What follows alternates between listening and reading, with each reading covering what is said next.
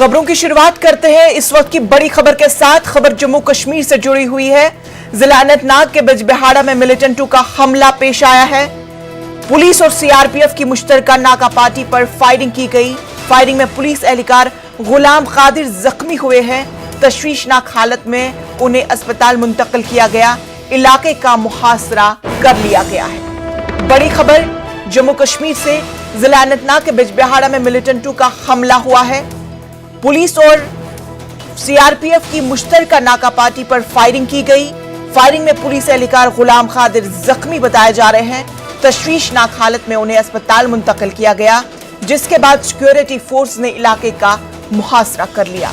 बड़ी खबर इस वक्त की जम्मू कश्मीर के जिला अनंतनाग से, जहां बिजबिहाड़ा में मिलिटेंटों का हमला पेश आया है।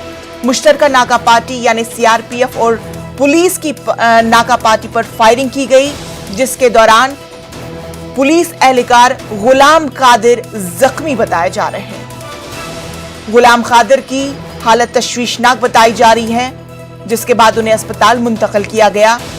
सिक्योरिटी फोर्सेस ने इलाके को मुहासरे में लिया। तलाश जारी है। बड़ी खबर जम्मू कश्मीर से। जिला अनंतनाग के बिजबिहाड़ा में मिलिटेंटों का हमला।